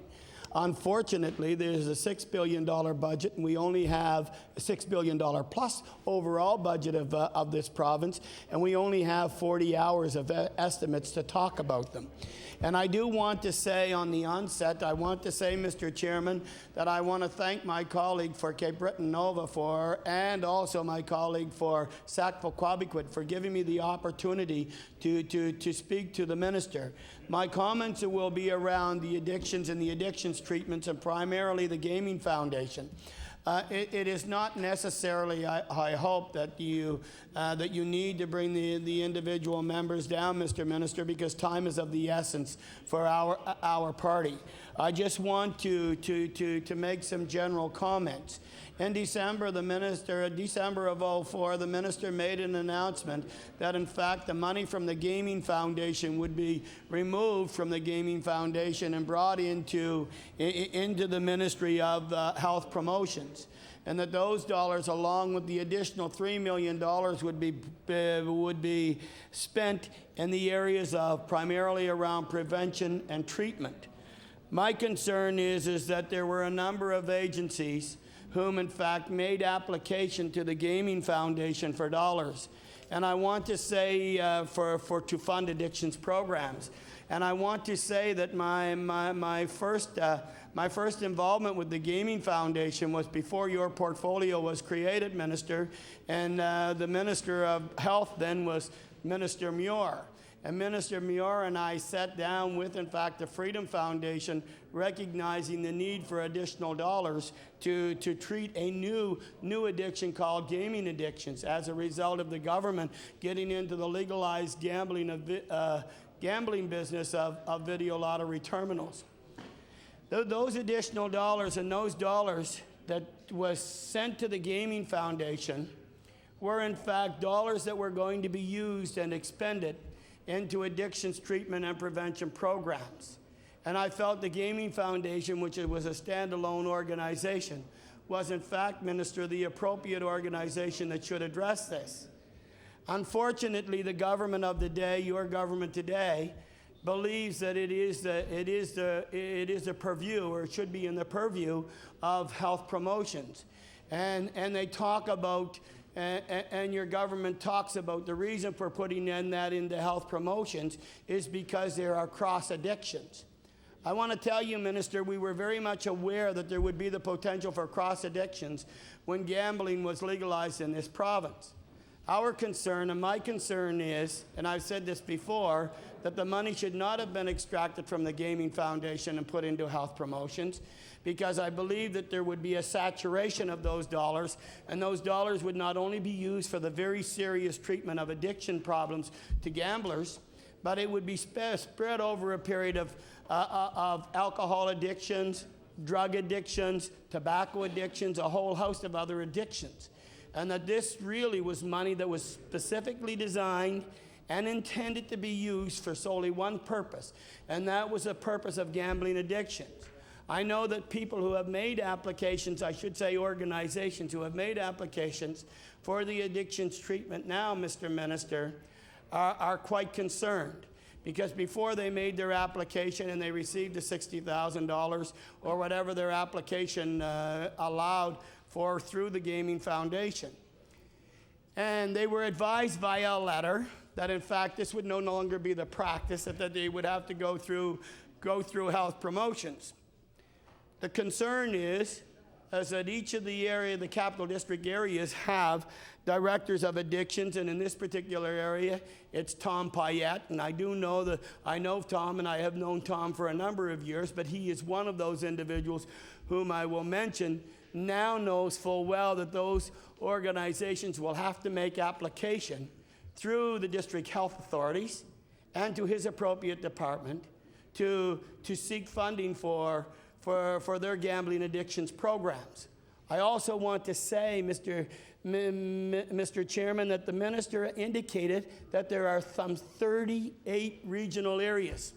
And I think that's what he said. I'm sure that that's what he said. There are some 38 areas across the province that address the issues of addictions. I think I'm correct in the minister's statement there. The agencies and organizations now are quite concerned that in order for them to get the kind of money that they are receiving now and that they had received through the Gaming Foundation will mean that they will have to go to every one of those 38 areas and make a request for monies and dollars to top up to the $60,000 that they are now getting. Right now, they will be entitled to $15,000. So, Mr. Chairman, I need some clarity, and so does the community out there. And I'm talking about agencies such as the Marguerite Place, AlCare, and the Freedom Foundation. And these are only to name a few. And I need some clarity out there, and I need the minister to say in this budget estimate that there will be an active avenue for these agencies to make application, and that these applications will be processed, and that the individuals will not lose at the end of the day any of those dollars that they receive through the Gaming Foundation. So that's my question to the minister. Thank you, member, the Minister of Health Promotions. Thank you very much, Mr. Chair. And one of the aspects that the member raises with respect, and one of the aspects which has certainly bothered me over the last number of years is with respect to the number of dollars which has accumulated over a long length of time and through the Gaming Foundation. And really what happened was, as a result of those dollars, it meant that we as a legislature, so I know it was raised here in the legislature, and we as a new office certainly felt that those dollars weren't being used in the best way they could be used for. We also wanted, so that was one part of it, and because of that, we wanted to ensure that those dollars were protected for those with addictions and those who had other problems. That's why one aspect of the announcement was to set up that new fund with those dollars. And I can't remember the exact amount. It was 3.8 million, but I can get you that number. That's there. That's there. Yep. That's there, Mr. Chairman, to ensure that it's there for the long term and done through our community health boards. That piece of it. And so that's something, and that's going to be phased in because it takes a while to see the interest from that. That's one part, and those organizations apply to many other organizations. But I know that's not really where the member was going with, but that's really why we started the review process.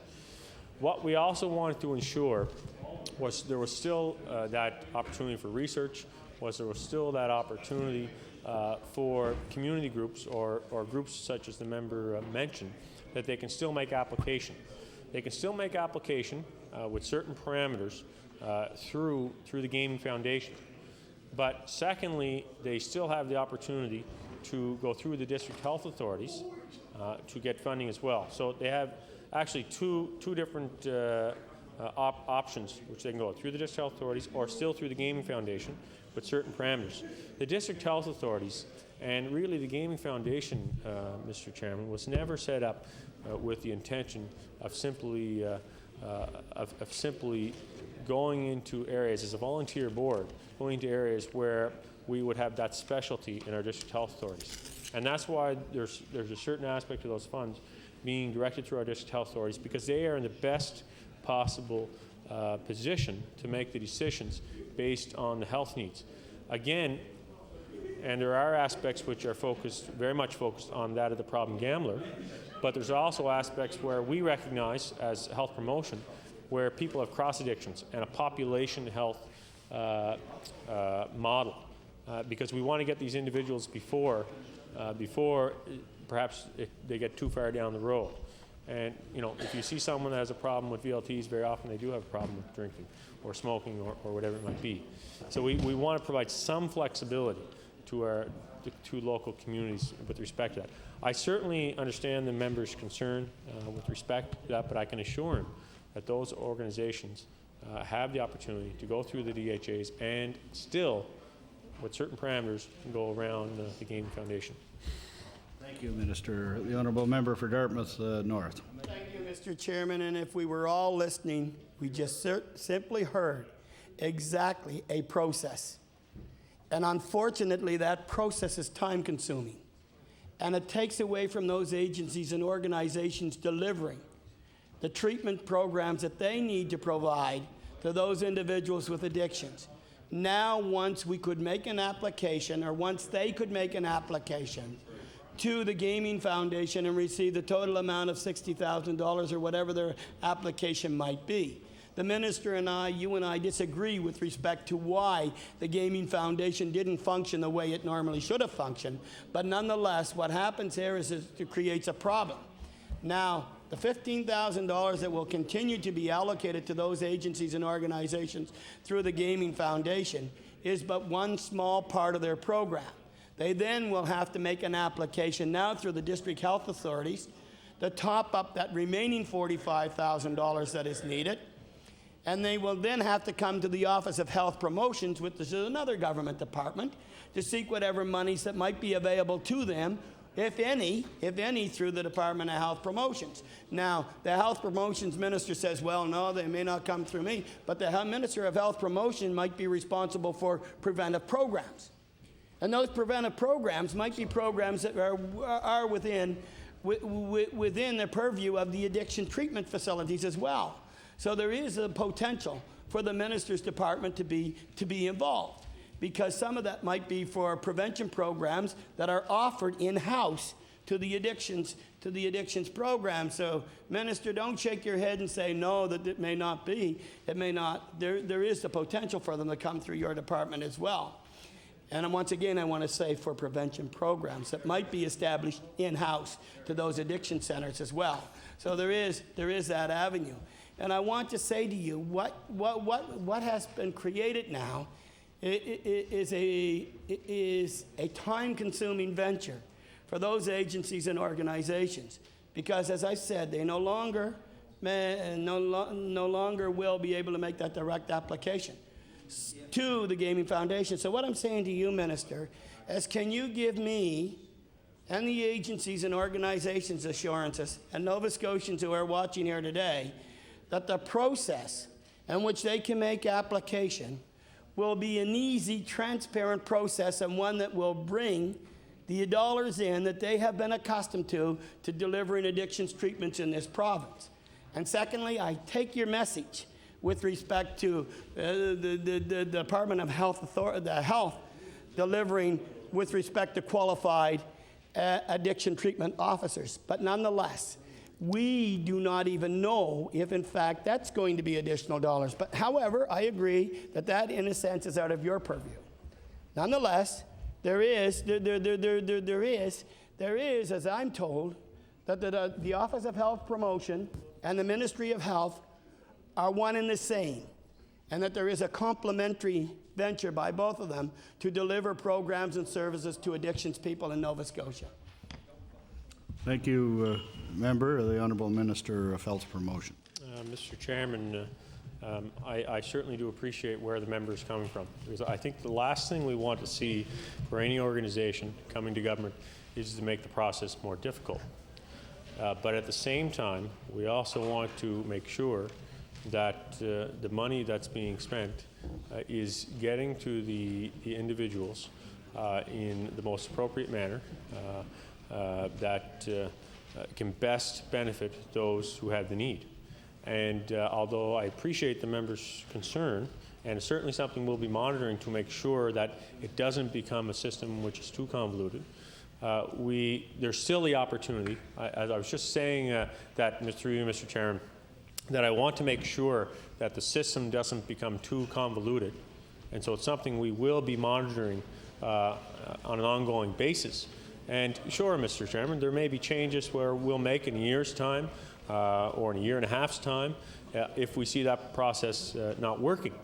But the opportunities are there for those organizations, again, still through the Gaming Foundation, through the district health authorities, and through the community health boards when that interest continues to be generated. So there's going to be additional opportunities for them to make application for money. If the district health authority, recognizing this organization as providing a vital resource for addiction services in their particular region of the province, then yes, there'll be an investment made in that particular area. But I think the expertise that the district health authority brings in recognizing and knowing their own particular region is something that I think we owe it to them to recognize. And certainly that is the direction that we're taking. There's also an additional $3 million for treatment and prevention. And we announced that about when the gaming strategy came out. That's in addition to other dollars being spent there. And so there are going to be additional opportunities. At the end of the day, it's not about the governments, it's not about the DHAs, it's not about the organizations. In my belief, it's about the people that really need the help. And I want to ensure that we monitor to make sure that it is in the best interest. If it's not, then we'll make the appropriate changes when the time comes. Thank you, Minister. I'll recognize the member for Dartmouth North. Thank you, Mr. Chairman. And Minister, I guess what I say to you is that there is some consolation, I guess, in the fact that you have indicated that you will monitor this, and you will monitor it over the next year and a half. I think that time frame is a bit long. I think there needs to be a shorter time frame in monitoring, and I would say the fiscal year would be the appropriate time to do some monitoring. And if you're going to monitor the performance here, and hopefully that you're going to seek input and you're going to watch those agencies and organizations as this transition unfolds, my hope is that you will involve those agencies and organizations so that they can have input with respect to the new structure that might arise, because I know there has been talk about some models and better models of delivering programs for persons with addictions, and that some of these individuals, some of the agencies and organizations out there, Minister, might go under a model called the Minnesota model, and you know about those sort of different models that are out there, and there is some semblance of realizing and recognizing that there needs to be a consistent, uniform plan across the province, and I acknowledge that, Minister. But if you're going to introduce a consistent, uniform program across the province, and you have some sort of a model in your mind, I'm sure, or your department or your ministry does, then I would hope that you're going to involve those agencies and organizations who are now delivering the programs and services to persons with gambling addictions. And I'm primarily just talking about gambling addictions. So, Mr. Minister, if you will make the comment, and I will tell you that this will be my final comment, I could talk about a number of portfolios or a number of areas within your portfolio, Minister, but I certainly don't have the time here, and I do have other colleagues who really want to get at your jugular as well. So I will just wait and listen to. Well, I meant that in a polite way, and I obviously know that the former Minister of Health had his ears perked up and was listening, and that's, I guess, now the Minister of Education. So you have to watch some of those individuals across the floor. But nonetheless, having said that, I do know that there are other colleagues who certainly want to communicate their concerns to you. So if you could just briefly do that, then I would truly appreciate making a response. The event that it might have slipped your mind is to give me some assurances that the agencies and organizations who are now delivering those programs will be a participant in any new model that might be brought forward. Thank you, Member and Minister of Health Promotions. Thank you very much, Mr. Chairman, and certainly many of the organizations that the member has indicated provide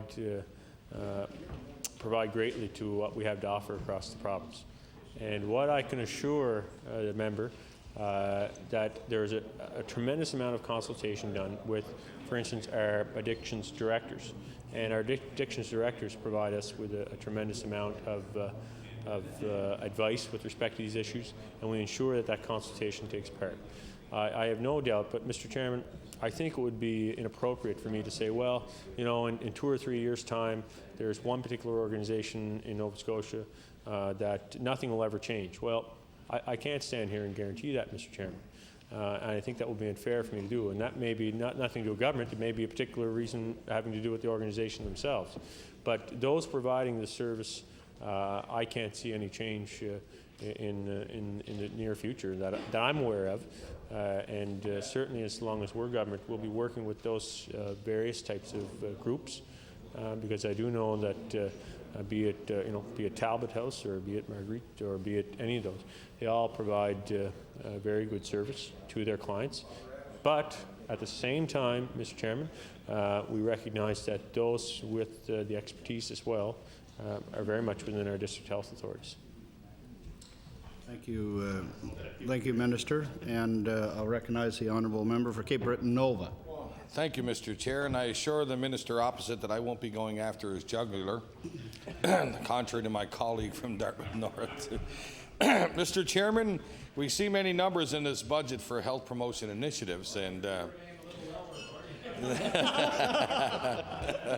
but there is no indication either in this document or the Office of Health Promotion Business Plan and how much of the Health Promotion 2005-2006 budget will be devoted to hiring these important chronic disease prevention coordinators.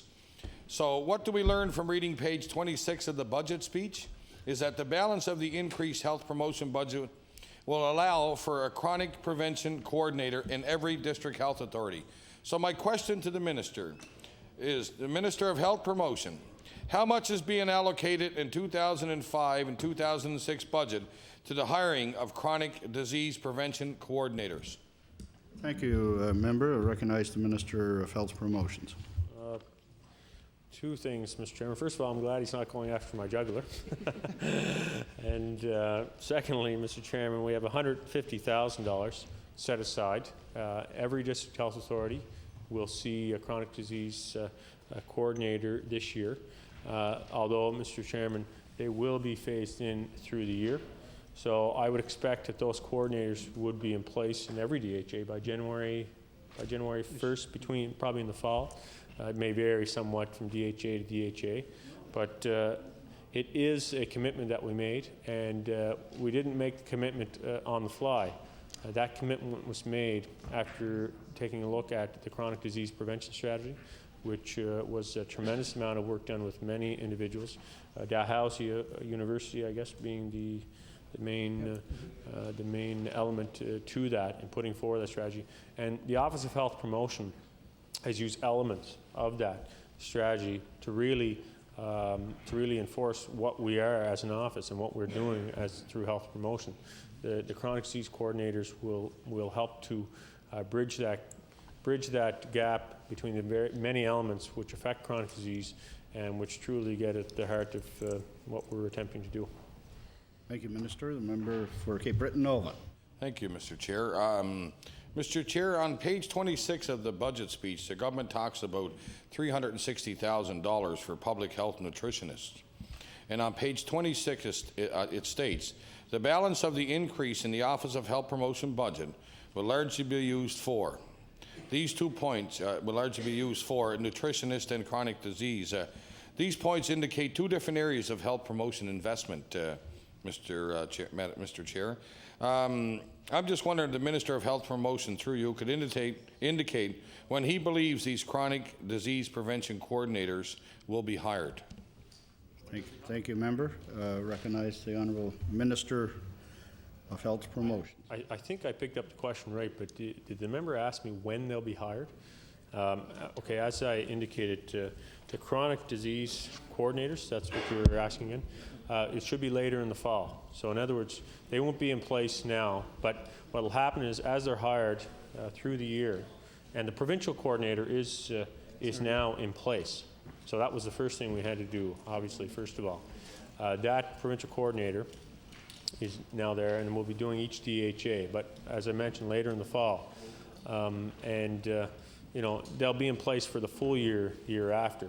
Like anything in a budget process, you always want to, you know, when you go in front of, I can tell you when I go in front of my cabinet colleagues, I'd always like the full amount right away.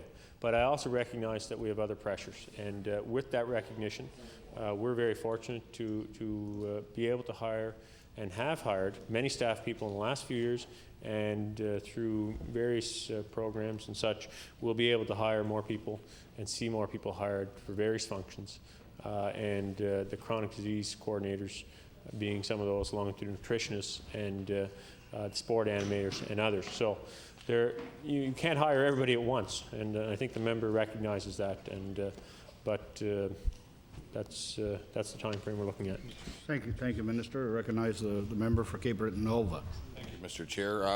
On page 26, also in the budget sheet, we learned that there's a portion of the balance in the Office of Health Promotion budget will be used for active kids and healthy kids initiatives, and I'm well aware of that myself with a 10-year-old in his school and everything else and being active. So I'd like to ask Mr. Chair for the Minister of Health Promotion to tell this House how much is being allocated in the 2005-2006 budget to the Active Kids, Healthy Kids initiative.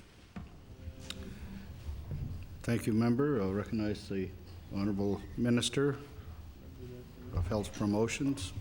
If the member will just give a moment, we're just getting the exact number for the Active Kids, Healthy Kids strategy. If I remember the number correctly, I believe it was 750 a year, but I'll get you that number.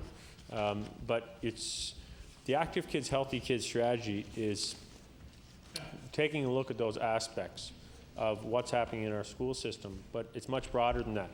As someone who spent time as a physical educator here in our province, and I always say to my son, it's not a gym teacher, it's a physical education teacher, because what we want our physical education teachers and others to be doing is to be taking a look at a much broader picture. And very often the daily physical activity and everything will come up in the House here, our daily physical education. Well, daily physical activity is truly what's important. That means the before-school programs, the during-school programs, the after-school programs. So there's various aspects to Active Kids, Healthy Kids. There's active schools, there's active school communities, there's active transportation. For instance, we worked with the Ecology Action Centre on active transportation.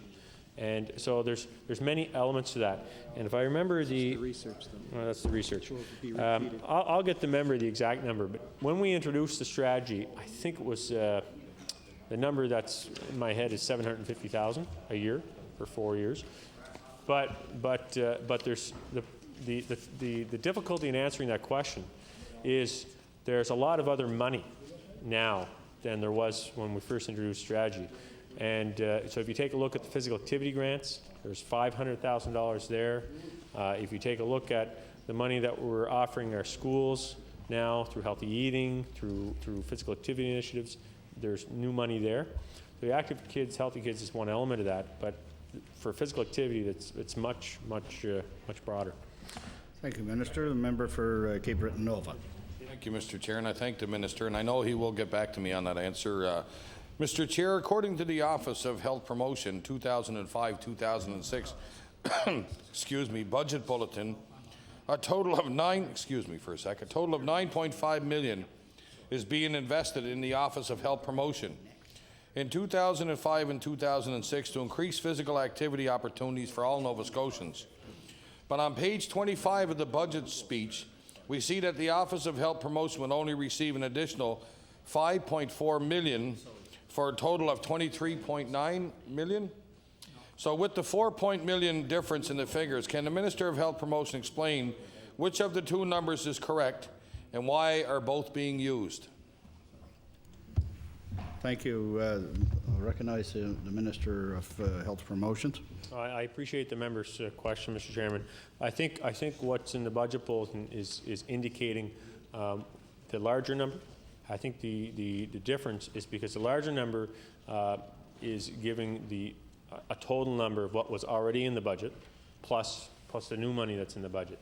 So that's where you're seeing that. So they're saying a total amount of this is being invested, and you had the number offhand there. I don't have the budget.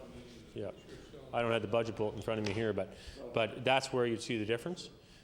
So in addition, so last year the $18.5 million, which is the approved estimate. This year it's 23.9, just about 919, just about 24 million. Plus there's other dollars on top of that with respect to the gaming as well. So it's a 23.9 plus There's a $3 million. Plus the $3 million, which will be coming from the gaming corp with respect to the gaming strategy. So that's where the member's seeing the difference. Thank you, Minister. I'll recognize the member for Cape Breton Nova. Thank you. Mr. Chairman, I'm glad the Minister of Health Promotion is willing to explain those numbers to myself, but I'm wondering if he can provide further light on the Office of Health Promotion's budget and what it means for Nova Scotians. Thank you, member. I recognize the Honourable Minister of Health Promotions. Well, how long does the member have? Mr. Chairman, well, there's many aspects to this year's budget. And again, like the tobacco strategy, where you saw different pieces, the public policy, the social marketing, and a number of other aspects, that's very much in line with the investments we're making this year. So you're seeing an additional, and I'll refer to my colleagues here, the additional $500,000 for social marketing. So that's one piece. So you're going to see much more media advertisements, much more opportunities to showcase what Nova Scotians are doing, and you're seeing that in the weekend papers where we highlight, perhaps it's in Yarmouth, perhaps it's in Sydney, perhaps it's in various places, but to highlight some of what people are doing. So it might be snowshoeing in Antigonish, and it might be someone who's teaching dance in Halifax or Dartmouth. And so you're seeing $2 million in healthy eating, an additional dollars, and of areas of investment. And that's 750, I think of that as the breakfast program. There's money for grants and many other aspects to that. And really that is about getting our young people and people in general eating healthier. That's healthy foods in schools, the nutritionist aspect of that, healthy food choices, the grants to school boards, $375,000. the Healthy Eating Strategy DHA grants to support implementation to community programs. That's $125,000. We also have a $40,000 increase for healthy sexuality. There's a new half-time position there, new coordinator position. And Mr. Chairman, that is one of our areas of focus, obviously the member and many members would be aware of the booklet. Chronic disease, $170,000, and then that's along with the coordinators. The physical activity, be it playground equipment, youth health centers, there's some dollars there. Awards and incentives, physical activity, beyond instruction, physical education programs, active kids, healthy kids, research. There's a number of different aspects. So I don't know if that gives a member an idea, but that's generally where we're going. Thank you, Minister. I'll recognize the member for Cape Breton Nova. That gives this member a very good idea, and I thank the Minister for that question. But time is being short, and we're sharing this among our colleagues here so we can get, we're going to switch portfolios. So I'm going to ask you one more question, short snapper, I hope. And can the Minister of Health Promotion please inform this House how the Office of Health Promotion is collaborating with other government departments to ensure health promotion initiatives are adopted and considered across the government? Thank you, Member. The Honourable Minister of Health Promotions. I'll mention a couple of examples, Mr. Chairman. One example would be with the Public Service Commission on a wellness initiative with respect to the public service, and that's in collaboration with Justice. We also have working with transportation on the issue of injury prevention and collisions. Along with Justice, as I mentioned in my opening remarks, even in the provincial paper you would have saw on the weekend, you would see us working very closely with community services with respect to healthy eating. One of the aspects of that is food security. So we're collaborating with community service on that. Education, be it tobacco, be it healthy eating, be it physical activity, everything from playground equipment, from the playground to the podium. And so we're working with the Department of Health, obviously through Public Health and Addiction Services and many other aspects. And everything we do, we're trying to ensure that we take that health focus as a government. And I think it's key to the decision making. And I'm just about finished my comments, and I know that tourism is coming up next and in a moment. So anyway, I hope that answers your question. Thank you, Minister, and I'll recognize the honourable member for Sackville-Cobequid. Is it health promotion? Tourism, Mr. Chair, but I'm going to make a few comments, and unfortunately we're getting down to the crunch time here, and that's one of the reasons why we're kind of switching gears here. We only have approximately about an hour, and we're trying to cover, I think, four critic areas. So just a few comments, and then hopefully a few minutes to have a couple of questions. As a tourism critic, it's ironic that we hear the government's commitment to tourism here in the province, and they recognize that it's an important economic growth machine for the province, I believe, especially in our rural communities, Mr. Chairman. Some of our smaller communities rely heavily on tourism and the dollars they bring into those small communities. We're all aware of the outmigration of some of the communities, rural communities in this province, and the people that are staying in these communities are relying heavily on tourism and the growth and the business of tourism in those communities, Mr. Speaker. And what's frustrating is I as a critic in tourism and heritage and culture, our party has definitely heard from many organizations throughout the province, and they have many concerns. I know I won't get to all of them today, but I'll briefly just state a few of them, and hopefully I'll get some questions for the minister. The one thing is that many of the groups are wondering, how committed is the government to the area of tourism and culture and heritage in the province? And I have to refer back to the Blue Book in 1999, and I'll read it quickly, where they state the Liberal, and I'll table a copy of that, Mr. Chair. The Liberal government has put tourism on the back burner and has completely failed to recognize the vital contribution that this industry, building on our rich natural historical resources, can make to jobs and economic development in Nova Scotia. And under their first mandate, they stated re-establish the Department of Tourism as a separate department of government whose mandate includes promotion of museums, parks, and histories and homes. So I commend the government for making that commitment and sticking to it and creating a standalone Department of Tourism, Heritage and Culture. But, Mr. Chairman, the concern we hear is how committed are they to that? The minister now has taken on huge initiatives with the creation of health promotion, which I know is a very important portfolio to hopefully show that a healthier lifestyle is the area where people need to go and hopefully cut down on the cost of health in the long run. But also, just recently, the new the minister being announced, the Minister of Immigration. We have a strong, I think, important strategy in immigration. So it kind of makes us wonder, and it makes a lot of people in the industry wonder, how much time does the minister have to commit to tourism, heritage, and culture in this province? So a lot of the questions and concerns are around tourism initiatives in the province, especially around our tourism association. I know I was with the minister at the news conference recently with the release of the commitment of $500,000 to the tourism association throughout this province.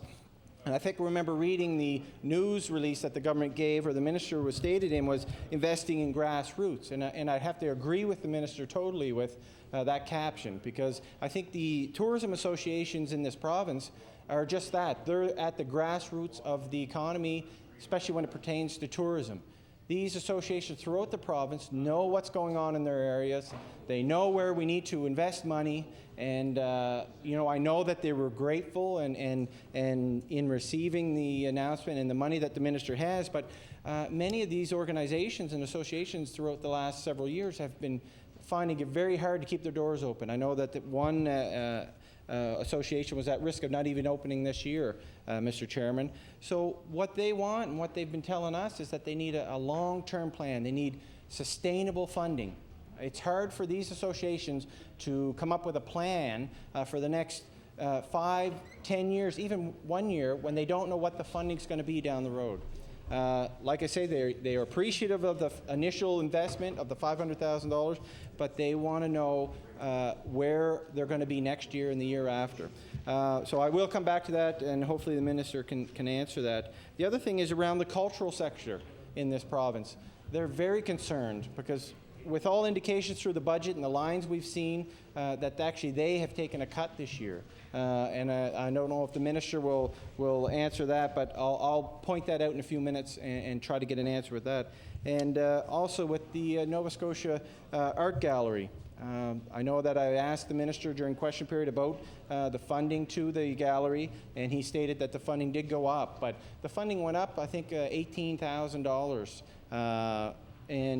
From last year. And what's scary is if you were to go back to the 1998-1999 budget of the art gallery, it's nowhere near what it is today.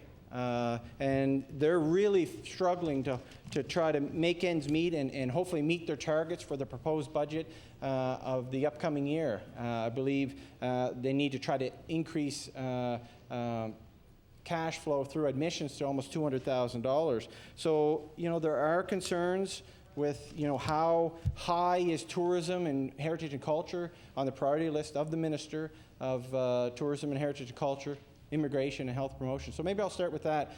How can you assure or reassure the people in tourism and culture and heritage sector how committed you are when you're taking on these additional and very important portfolios in health promotion and in immigration? Thank you. I recognize the Honourable Minister of Tourism, Culture and Heritage. Thank you very much to the member for the question. Mr. Chairman, the member is right that tourism tourism, culture and heritage are very important to our province. They're important economically. I mentioned in my opening statement over 34,000 jobs with respect to tourism. Culture has a significant impact, as does heritage. And what more importantly, they all complement one another. And Mr. Chairman, what we saw in 1999 when we came in was that heritage was and culture were offered education, tourism was economic development, and there was a bit of a break in what we saw as a natural fit. I have been very fortunate, Mr. Chairman, and to the member, that having been in the portfolio since 1999 through tourism, culture, and heritage, I have gotten some experience. And although being one of the younger members in the House and as part of my colleagues in the cabinet, as I know the member is a young member in this House as well, having the 6 years experience, I believe provides perhaps some insight that I would have to the portfolio, and certainly that helps in finding that balance along with the other portfolios.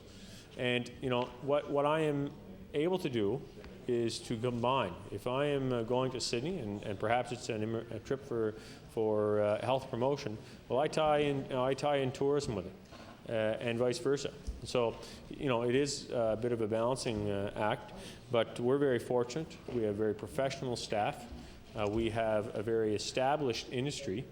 And, for instance, at the Tie-Ins Conference, Tourism Industry Association Conference in December, it's not just a government plan, or it's not a department plan, it's a plan of the industry. And that plan on marketing and product development is something that we've continually committed to work in partnership with the industry to put forward. And I think we're seeing the results of it. The tourism industry has seen some big challenges over the last few years, be it with SARS, which although in Ontario it affected us here in Nova Scotia, or be it of course 9/11. And when you have a country next door at war and continues to be at war, that affects tourism here in our province, as is weather and many other things. But it's what we can do. Now, the member, I don't know if he wants me to answer the culture question